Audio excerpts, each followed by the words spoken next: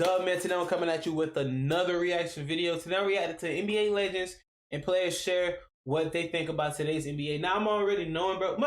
Bro, I'm gonna be real with you. I feel like the reason why people like legends don't like the NBA today is because of money. Not gonna count, like, bro, what? Do you not understand the max contracts they are getting now? And most of them don't deserve it.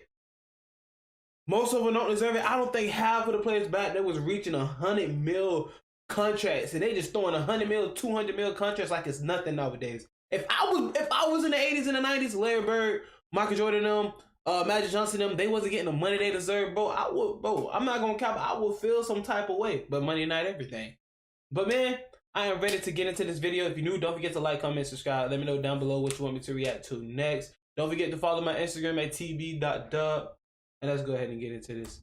Hey man, it's your boy YG, aka Young Gala, and you probably heard about old school fans and even some NBA fans talk about how the league is soft or it's not the way that watchable. he can double clutch. And I can see why they say that, because the rules changed so much from the 90s or even the 2000s. It's almost like a whole new basketball league. But there's so many reasons why an old school NBA fan will say today's league is bad or not like how it was when they were watching. So I said to myself, why not listen to NBA legends and players share what they think about today's NBA? Because I'm gonna say three. The NBA is soft. It's soft now, but that mainly has to do with the refs. Give us that. It's the refs. The refs don't let us do nothing. It's the refs, bro. You can't even look at a ref without it being a foul. It's the refs. The NBA is soft. Everybody want to be friends. It's a lot of like, bro. Like, it's just flashy now. It's flashy. Like, it's just not competitive no more. That's really all it is. Like, for me. Everybody there has to be a primary reason why old school players and fans think like this. So before we get you into the video, make sure you like, share, subscribe, and hit that notification bell for the culture. And let's get to the vid, man. Just because Dirk is 7 feet tall and he's a great shooter, just because Kevin Durant is 7 foot and he's a great shooter, that don't mean all you other 7 foot dummies should be out there shooting jump shots. The NBA made a big mistake when everybody tried to model themselves after the Golden State Warriors. So the Golden State Warriors had the 3 greatest shooters who ever lived. I will put those 3 guys. There's no way centers should be shooting threes. Ever lived. So everybody started shooting Joel Embiid is great, but he should not be. Come on, and this is an amazing stat. There's 7 teams shooting more threes in the last 2 years than the Golden State Warriors. And we know the Rockets, they're an anomaly. But the notion that 6 other teams would shoot more threes than the 3 greatest shooters that ever lived, that's stupid and asinine. That's a couple reasons why I think it's stupid to play like that. Because number one, you take your size advantage out the game. Yes. Nobody's aggressive, Karl bro. Anthony Towns, Karl Anthony Towns is the soft, soft. I don't care. Anthony Davis, Andre Drummond, Blake Griffin. Why do I want guys who are physically bigger and stronger? Why did I want them out on the perimeter? That helps me as a defender. Instead of trying to stop one of those big guys in the post, deadly. They gonna shoot jumpers. And listen, Blake Griffin. How many great big guys, jump shooters there are. Now you have to. Kevin Durant and Dirk Nowitzki, those guys are anomaly. But I'm talking about big guys. But I don't understand why you would take your physical advantage away. Because number one, now guys don't even get in. Big guys don't even get in foul trouble because they're out on the perimeter. One of the weaknesses of Joel Embiid's game. Thank you. He's one of the most talented players we have in the NBA. If I'm guarding Joel Embiid, I'm on cloud 9 that he's shooting threes. I can't stop him in the post. He's gonna draw a double team and get you wide open threes, or he's gonna get you in foul trouble. But when he shoots threes, I guarantee the defender's like, man, that was so easy. Because like I say, the worst thing about it, none of these. I'm letting Joel Embiid shoot threes. Coach or I'm putting the hand up, but I'm letting him shoot. There's never gonna be a great 7 foot, not named Dirk Nowitzki, Kevin Durant jump shooter for a big man. I like to tell people jokingly. What his name is? I don't wanna Tabado. Dang, I find that disrespectful. I don't know his name, bro. That one boy, he gonna be fire. He comes to the league, he gonna be fire. Hope you stay healthy, big man. I like to tell people jokingly that I am the reason that big guys do not want to play in the paint anymore. Was Shaq the last real big Magic man? Johnson, Larry Bird, Too Tall Jones, and Mean Joe Green was my guy. Was So Shaq when the I last came big to the man for real? game, I realized that I was good, but I wasn't that good. Crazy. I was okay, fundamentally sound, but I had to create a niche. So my niche in high school, I was taller than everybody. Okay? My niche in college was long, athletic. Wasn't really a lot of long and athletic guys. Big guys were hot at the time. Maybe you can be the first pick. There's two other guys, Alonzo Mourning and Christian Laettner. Now when I get to the NBA, I'm like, damn, David Robinson runs faster. Patrick Ewing shoots better. Akeem Olajuwon has all the moves. I'm stronger. Let me beat these guys up. Let me beef up. I saw guys stay away from battling me. The game plan would be, we got to bring Shaq out. But the more physical I became, I just seen all the other centers do this. They just slowly keep doing that, keep doing that, keep doing that. And now, 15, 20 years later, you got guys shooting threes. Bro, if we get a center like Shaq, just one more center like Shaq, that would be so fun to. That'd be so fun to watch. A big man, a regular big man, but that would be a blessing I would do right now. And somebody asked me the other day, "Oh, Shaq couldn't play today." Fact. But you're not paying attention. Well, no, he would. I am playing today. My name is Greek Freak. Who was the first big guy to take it coast to coast? Oh, you don't remember? Check this play out. Facts. Look at the big guy run the floor. Facts. I play just like Greek Freak. Facts. Take it off the glass. High percentage shots. Facts. High percentage shots. Giannis really the only one. I shoot a three every now and then. I don't know. Giannis I would actually love to play in this game. It's less physical. I will bring a little bit more physicality. You would destroy. I will bring my length. I will bring my athleticness. And I'd be Greek Freak. Right. So before you say Shaq can't play in this era today, I'm already playing. My name is Giannis Antetokounmpo, however you pronounce it. Very few players, if any, have really had a significant skyhook. And why don't they learn it? The reason that young kids today don't learn how to shoot hook shots is because everybody is so enamored with the three-point shot. So the kids, they don't want 2 points. To be honest. They don't want to That's the reason, work with their back to the basket. That's not cool. They want to go out there in the stratosphere and shoot three-pointers. I didn't think that worked for the longest time. That did not work as solid basketball strategy. But now, when we have a time, when you have people like Stephen Curry who can shoot the ball, he can. I've never seen anybody shoot like that. I'll give you an explanation. Shooter of all time. They showed Stephen shooting 100 three-point shots in practice. He made 92 out of 100 from the three-point arc, including 77 in a row. This is just practicing, all right? So anybody that can shoot like that is on a different plane. But that's Curry. All the guys that I played against and the people that I saw when I first started watching the game in 1960. I never seen anybody shoot the ball like that. And if that is the coming talent level of NBA players, they're going to be forgetting a lot about the guys that played in my era and the earlier eras of the NBA, because the talent level of the guys playing now has really risen. But they're not teaching the young kids how to score in the paint with their back to the basket, and therefore they don't. A lot of them don't get to learn the hook shot, and they don't get to realize that if you get close to the basket, a lot more of your shots will go in. There's not that many. Don't even do that in high school. And they teach the centers how to shoot. I'll be Michael Jordan in this era.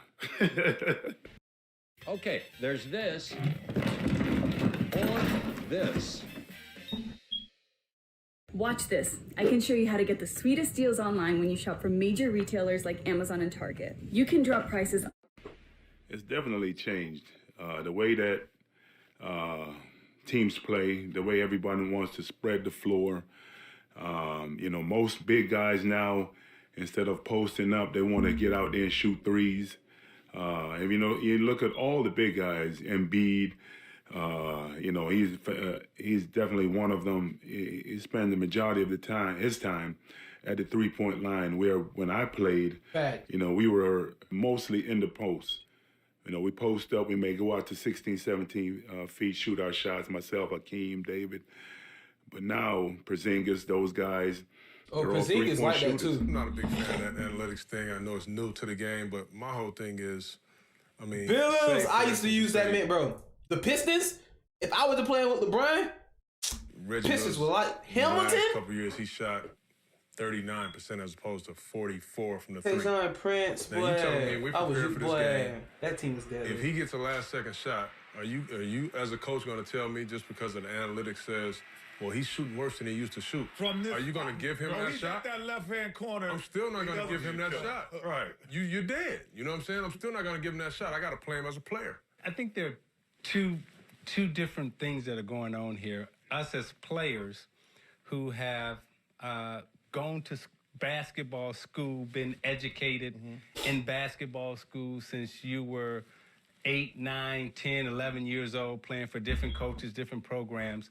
You got a 20, 25-year education that you bring to the table. So when you talk about the eye test, you have really been educated in the game of basketball. Now we have a group of individuals who have come into our game who haven't gone to the basketball schools that we've gone to. And when I mean the basketball schools, I'm talking about the coaching, the training, the playing, the hours of films that you've had to watch to have this education and institutional knowledge that you can really look at a basketball player and critique it, analyze it. Bro, this is way off topic, but the Cavaliers, man, they just gave me flashbacks. Necessarily having to those were the days, man. See and tell you what that means. Others outside of basketball, because they want to come into basketball, have said, okay, the on-the-job training that all of us have had over the last 30 years in this business, they're saying that we can take this piece of paper and say Shaq's going to catch the ball on the left block 17 times, and bro, Isaiah Thomas seems like a good 17 dude, times, he's going to only make 8 shots, so forth and so on. So therefore, they're saying we take all the emotion out of the game, when really they're not taking the emotion out of the decision, they're taking the intelligence out of the decision, and consequently, it's eliminating the on-the-job training that we've all experienced. We all knew that the stat sheet for us, we can all manipulate the stat sheet at any point in time we want. So when I came into the game, the big man dominated. And the criteria was if you got X amount of rebounds, it was weighted. If you shot a certain field goal percentage, it was weighted. So you shot 60% from the field. Bro, is it really a small and a big man duo in the league right now? All the offenses were geared around big men. So you shot closer to the basket. I shot 45% from the field because most of my shots were 18 to 20 feet away. So consequently, the stat sheet didn't tell the true story about my field goal percentage and your field goal percentage. So little guys, we had to adjust our game and try to get rid of this stat sheet, because we could never be MVP of the league or be the best player on our team, because the criteria and the measurements that we were being judged by, they didn't fit the little guys. So the little guys were out of the league, and the 6'9" point guards start coming in because they can get closer. We really want to be honest. It's about people validating unwarranted knowledge. But you know what a lot of this is, too? Some of it. It has to do with a lot of our sports leagues, too. And you look at this as football, because this is huge. It's all about fantasy football. Fantasy basketball now, as well as baseball.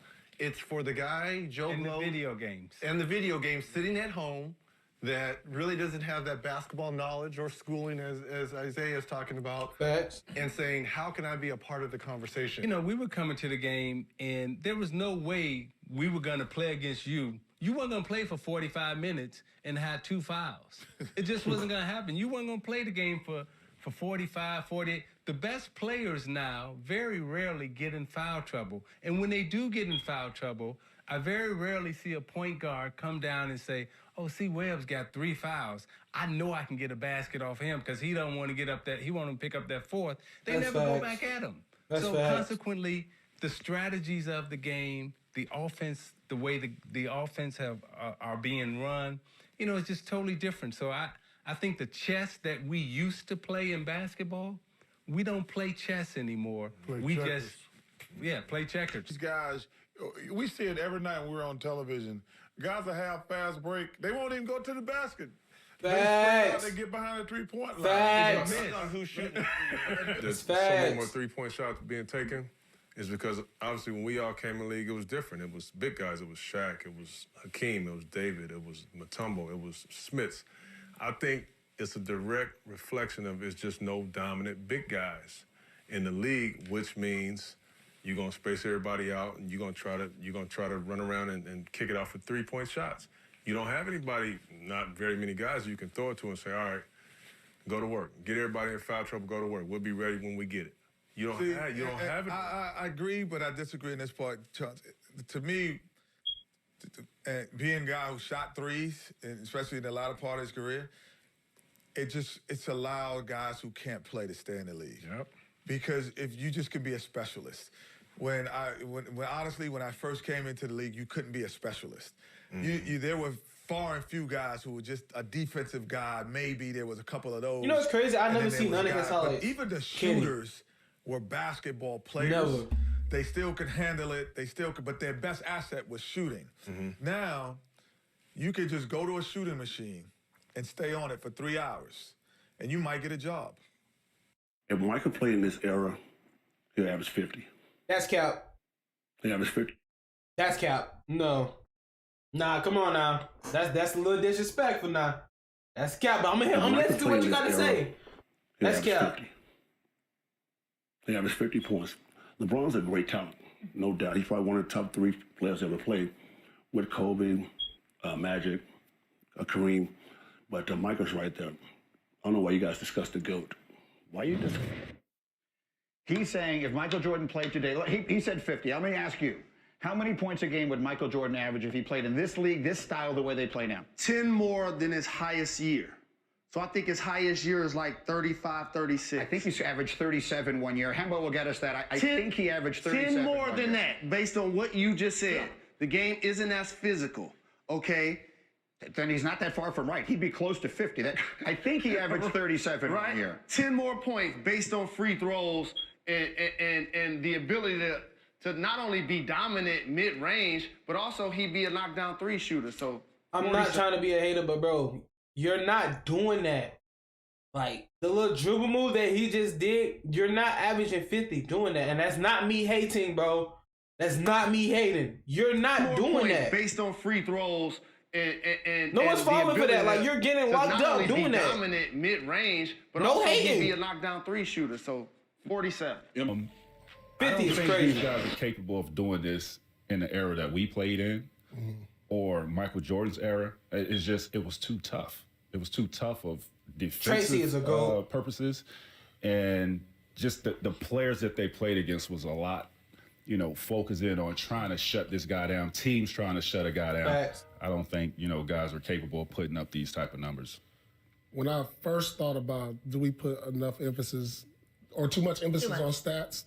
At first I was like, no, because if we did, why don't we always come back to like Wilt's numbers? Right. We never bring that up. Like, he averaged 50 points, 20 rebounds, and he's never in that discussion. Was it cameras when he was playing? I mean, you can't help when he was born and what era he played in. I feel like that's why, because it was like, who saw it? It's like everybody's constantly chasing Wilt. Right. But we never mention him as the GOAT. I actually think in today's game, Kobe probably could score 100 points. So this Kobe is could score 100. In our lifetime, no, maybe he could though. Kobe could have scored 100. I'm just saying now. Wait, did he say Kobe? I actually think in today's game, Kobe probably could score 100 points. Kobe could have scored 100. In our lifetime, no. Maybe he could though. Maybe he could, but I'm just saying now, nobody. I think he could. Yes. So you can say that the three-point line really changed today's NBA, especially when you got players like Curry, KD, and Dirk, who brought it to a whole different level. So guys, tell me if you still like today's NBA, and if not, why? So make sure... Hey bro, today's NBA is cool, man. I just wish that we could get one big man. If we get big men back into the league, I feel like it would do so good. Ratings will go up. If we get a Shaq, bro, the one dude that's gonna come in, he's gonna be more of a Kevin Durant type of player. But like, bro, like, if we get a big man, bro, that would be good for the game. Somebody as dominant as Shaq. somebody that can't be stopped, bro, that would be a blessing. That would be so fire. That would be fire, but man, bro, the NBA need to go back to being competitive, bro. Like, if y'all want to be friends, do that in the off season. Like, if you on the court, bro, no, I'm not shaking your hand, waiting for the laugh, none of that. Like, you know what I mean? Like, go at it. But we don't really see that. Everybody want to be friends after the game. It's dumb. But man, if you enjoyed the video, don't forget to like, comment, subscribe. Let me know down below what you thought of it. Do you think the NBA is like bad now? Do you watch it? Do you like it? Let me know down below what you want me to react to next. Don't forget to follow my Instagram at tb.dub. And yeah, man, I'm out.